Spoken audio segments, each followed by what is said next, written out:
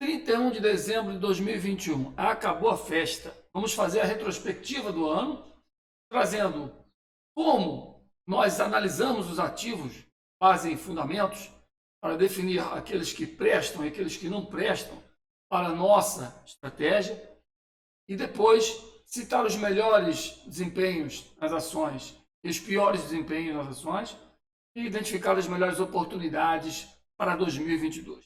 Fica com a gente até o final, temos muita coisa bacana para te mostrar. Vamos lá!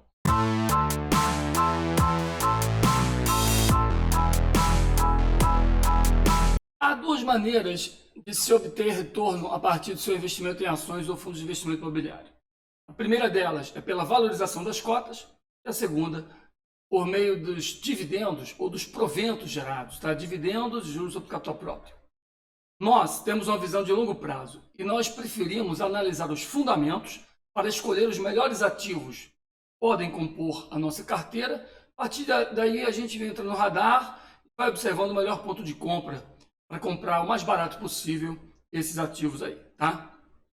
Nesse contexto, o Dividend Yield se configura um dos principais indicadores fundamentalistas que nós monitoramos. Se você quiser saber mais sobre indicadores fundamentalistas, aqui no nosso canal nós temos a playlist Análise Fundamentalista, tá?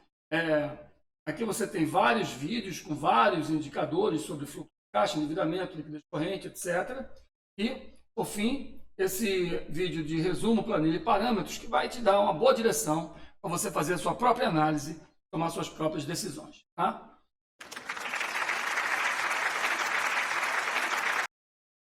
Assim sendo, nós vamos começar a analisar o IBOV, inicialmente aqui no Profit Chart, e decidir sobre o que acontece com o IBOV no prazo mais longo, tá? Inicialmente, o último fundo deixado mais importante, o fundo da Covid, né? Deixa aqui um patamar de 61 mil pontos, partindo então a recuperação para o topo anterior e aqui uma congestão. O IBOV supera, volta para pullback e depois supera novamente e perde o fundo anterior, e deixa uma zona de indefinição, tá? Na qual a tendência de alta está anulada, mas também não definiu ainda a tendência de baixa de forma significativa, tá? Então, nós podemos fazer aqui uma análise da retração, né, desse topo. Bateu aqui próximo ao 61,8. Se perder esse fundo, pode bater 50% lá nos 89.900 pontos, 90 mil pontos. Se voltar para superar o topo anterior, aí a gente projeta, né, uma expansão de FIBO com o primeiro alvo na faixa dos 208 mil pontos. Tá bom? Isso pode ser atingido em 2022 ou pode ser atingido no futuro. Isso vai depender do ânimo dos mercados. Tá? Aí nós elencamos as principais ações, aquelas que tiveram o melhor desempenho no ano de 2021, tá? Nos últimos 12 meses. Então tem aqui, ó, MMXM3, é um ativo que parou a sua negociação no mês de maio, tá? Teve negociações interrompidas, então a gente desconsidera esse ativo. Bom, ele sai da nossa listagem. Depois FER3 que pelo semanal teve aí uma alta no ano, né, de 512%. O ativo saiu do patamar aqui de R$ 2,89 em janeiro de 2021, chegou a atingir R$ 47,00, vai fechando aí em R$ 16,17. Bom, eu fiz um belo movimento e agora está numa congestão lateral. Bom, não perdeu fundo, não montou pivô de baixa, também não define aí movimento altista. Depois nós vamos ver os fundamentos. Depois INEP, tá? INEP 4, também teve um forte movimento altista e vem na correção. Depois Embraer, vai fazendo um movimento altista significativo, tá? E ainda acaba de perder um fundo anterior, vai voltando para a região de topo anterior. Então aqui está em definição neste movimento, neste momento aí, tá? Depois BRKM5 fez aqui um forte movimento de alta e vem lateralizando, faz um movimento de baixa, mas não monta pivô ainda, também está em indefinição. Tá? PESA 4 faz um forte movimento e lateraliza. O NIP 6, que faz um belo movimento altista, depois faz um recuo. Né? Nesse recuo ele faz uma queda aí de 33% e já vem superando o topo anterior. Bom, NIP 6. MWET 4, né, que faz uma lateralização, movimento de alta, e recua bastante. Tá? por 76% da máxima mínima. Então, no ano, podemos dizer que ele faz movimento de alta e depois perde o 38,2% da alta. Então, né, põe em dúvida toda essa alta aí desse ativo. Lupa 3, com 132% de alta. O ativo faz realmente um movimento impressionante. Tá? Ele vai para cima, depois recua, está aí na faixa dos R$ 5,17 após ter atingido R$ 12. Bom? E por fim, CRPG 6. CRPG 6 que saiu aqui no começo do ano da faixa dos 35, chegou a bater ali R$ 120, e agora vem recuando, está nos R$ 70. Vamos analisar os fundamentos desses ativos, tá bom? Vamos lá. Começamos com MMXM3, já foi eliminado. Depois FER3. FER3, crescimento de receita negativo, tá bom? Vemos aqui que houve um lucro de 100 milhões para um patrimônio de 1 bilhão e 300 milhões. Tem uma dívida bruta equivalente a 5,6 vezes o seu patrimônio líquido. Então, uma dívida dessa é um risco muito elevado, tá? Está comprando mais dívida do que patrimônio. Se essa empresa quebrar, não sobra nada para você, então nós não nos interessamos por ela. É verdade. INEP, patrimônio líquido negativo de 2,5 bilhões. Então, quem compra um patrimônio líquido negativo está comprando somente dívida. Não é importante, não é interessante isso para nós, nem olhamos o resto. Tá? Depois, temos aqui Embraer. Embraer tem uma dívida bruta de 1,6 vezes o seu patrimônio, ou seja, a dívida bruta é de 23 bilhões e o patrimônio líquido de 14,6 bilhões. Então, a dívida maior que o patrimônio é o caso semelhante, tá? Nós não temos interesse em trabalhar um ativo que tem uma dívida maior que o patrimônio. Tá? Depois, BRKM5. O ativo tem aqui um lucro líquido de 3 bilhões, com a receita de 28 bilhões. Tá? Tem uma dívida bruta de 2,6 vezes o seu patrimônio, também está fora. Tá? PESA 4. Tem uma dívida bruta controlada, 0,2%, 0,2% do seu patrimônio, 20%. Patrimônio de 2 bilhões, tá? Uma dívida pequena. Teve um lucro de 232, o lucro equivaleu a 20% do seu patrimônio, interessantíssimo. Uma margem líquida, eficiência de 20%, converte 20% da receita em lucro, isso é muito bom. Tem um dividend yield de baixo de 1,7, mas a receita líquida crescente. Ela tem uma liquidez corrente de 3,33, ou seja, ela tem a receber nos próximos 12 meses 3,33 vezes mais do que tem a pagar. Ou seja, a empresa tem uma saúde muito boa. O único porém está aqui, é um PVP de 1,97, você está pagando por ela quase o dobro do que ela vale, tá? O valor patrimonial é de 24,75 e ela está cotada a 48,82. Eu prefiro ficar de fora. Depois temos o NIP6, boa valorização, crescimento de receita ok, tem um lucro equivalente a 62% do seu patrimônio, tá? Descorrente excelente, tá? Margem líquida de 29%, conversão de receita em lucro excepcional, tá bom? Então todos muito bons aqui os seus indicadores. Paga um dividend yield de 15%, tem que estar no nosso patrimônio, tá? Tem que estar listada. Embora ela esteja sendo negociada a 3,8 vezes o seu valor patrimonial. Então, o valor patrimonial dela deveria ser R$ 26 a ação, está sendo negociada a R$ 103. Embora valha a pena, eu prefiro ficar de fora, o risco é elevado quando você compra alguma coisa pelo triplo do seu valor real. A MWET4, a empresa tem valorizado ano após ano, crescimento de receita de 14,2% e teve um lucro negativo, portanto, um ROI negativo. Então tem um patrimônio líquido negativo em 48 milhões. Não nos interessa. Patrimônio líquido negativo é dívida. Lupa 3, uma boa valorização de suas ações, crescimento de receita negativo, tem uma margem líquida muito interessante, 118%, impressionante. Um lucro crescente de 72,6% em relação ao seu patrimônio. Dívida bruta, patrimônio maior, dívida maior que patrimônio, né? Isso é um problema, tá? Ainda está sendo vendida mais caro do que tem o valor patrimonial. Então não é uma boa opção de investimento. Bom, por fim, CRPG 6, boa valorização dos ativos, crescimento de receita de 12,6%, margem líquida de 29%, excelente. O ROI, ou seja, o lucro equivale a 33% do seu patrimônio. Uma boa liquidez corrente, em 5,15 vezes a receber do que tem a pagar nos próximos 12 meses. A dívida zerada, tá? Muito bom ativo, muito bom ativo. Tem um dividend yield de 8% e o PVP de 2,38. Deveria valer R$ 30, está sendo negociado a R$ 71. É uma opção, mas é um pouco cara, tá? Deixa lá na lista aí. Bom, agora vamos olhar os piores ativos da Bolsa. Encabeçando aí os piores desempenhos, temos Lelis 3 com 71% de queda, tá? Teve uma forte queda em 2021, né? Saiu aqui dos 4,96 para 1,24, valorizou bastante. Depois Magazine Luiza, saiu lá dos 23,83, já perdeu a retração. Tem um alvo agora em 4,70. Chegou a atingir 5,53, está tentando uma recuperação para a média, mas sinal de um de alta, tá?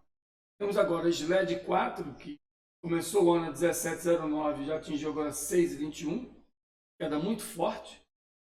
E GBR 3, né, teve uma realização muito importante, da ordem de 70%, perda de capital, perda de valor na cotação.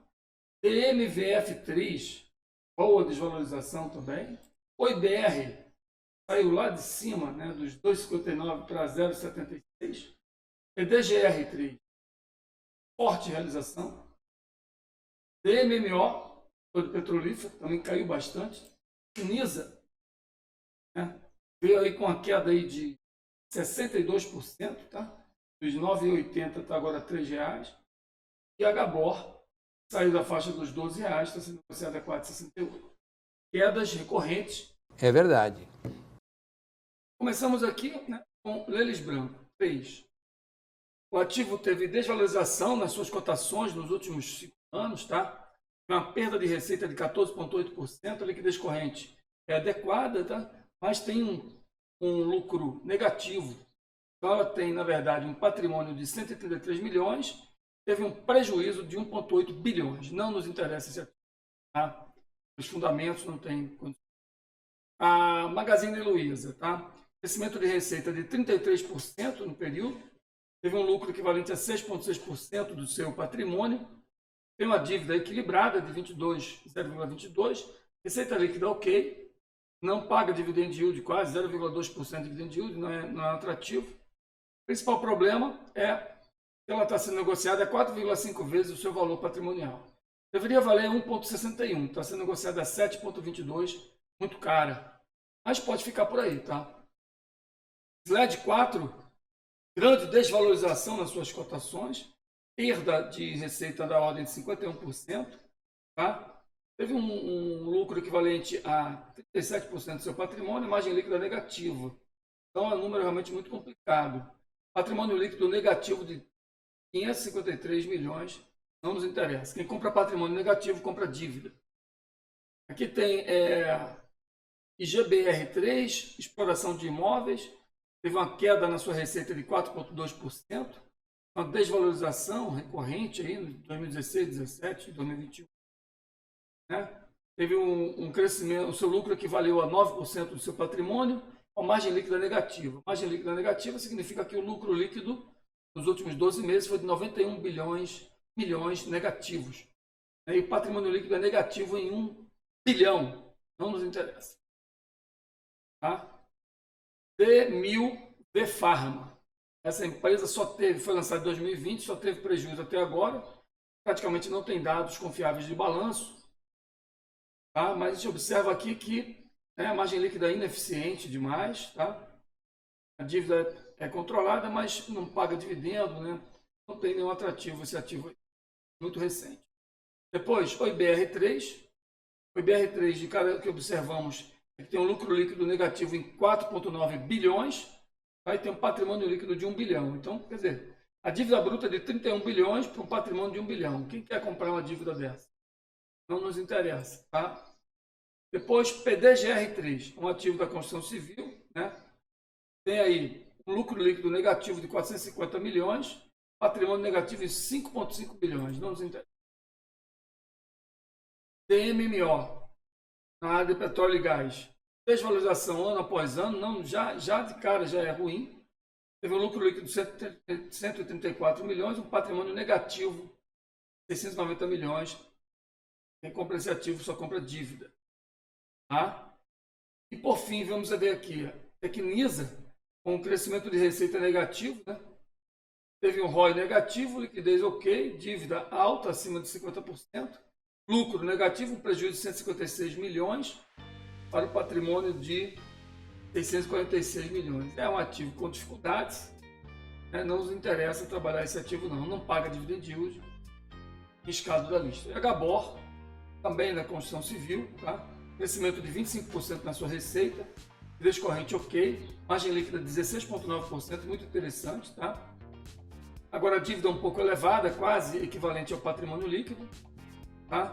Teve lucro, um lucro pequeno, né, da ordem de 7,9% do seu patrimônio líquido, tá? Paga um dividend yield muito baixo, não é tão atrativo, mas não tem nada que proíba que participe da sua carteira, mas não é recomendável ainda. Aguardar sinais adequados. Por enquanto, nós temos Magazine Luiza, Gabor, talvez aqui a botar no radar, tá? E entre as melhores, temos somente CRPG6. Então, esses três ativos são ativos que podem ficar no seu radar para o ano que vem. Bom, então, dessa forma, encerramos o nosso vídeo, desejando a todos muita cautela, né, e muita perspicácia. Primeiro, perceba se o ativo presta. Depois, observe o ponto ideal de entrada no ativo. Para que vocês fiquem com uma boa noção de um ativo tem valor, vamos colocar aqui CPLE6, Copel. Observe, o setor de atuação é energia elétrica, setor de utilities. Não tem crise, não tem nada que dificulte o crescimento dessa empresa. O contrato é de 20, 30 anos, né? Receita garantida. Tá? A demanda por energia só cresce no mundo inteiro, no país, no Brasil, onde ela opera principalmente. Então nós vamos ver aqui os principais indicadores fundamentalistas. Crescimento de receita, 12,7% nos últimos 5 anos, ok. Margem líquida, capacidade de conversão de receita em lucro, 25% da receita vira lucro.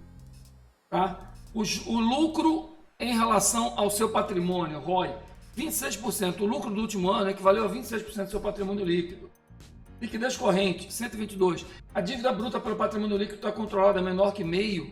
Ou seja, se a empresa quebrar hoje, vai pagar todas as suas dívidas com metade do seu patrimônio e ainda sobra metade do patrimônio para dividir entre os acionistas. Então, qual é o seu risco? É praticamente zero. PVP, 0,82, ou seja, valor patrimonial, patrimônio líquido dividido pela quantidade de ações, que é o valor patrimonial da ação, deveria custar 7,88, mas está sendo negociado a 6,44, um desconto de 18%. Por que você compraria uma empresa cheia de problemas, cheia de dívida? Você pode comprar uma empresa com dívidas controladas e paga aí 18,7% de dividendos para você sem impostos todo ano, tá? Ou pagou no ano anterior, tá? E com desconto de 18%. Isso para mim é um exemplo de boa empresa, tá? Fica com essa referência, procura aí um ponto ideal de compra em empresas que tenham mais ou menos esse perfil e monte a sua carteira de forma diversificada para que você tenha estabilidade no seu rendimento. Um grande abraço, eu me chamo Sérgio Batista, seu canal Sucesso e Finanças. Te vejo em 2022. Abraço forte, tchau, tchau.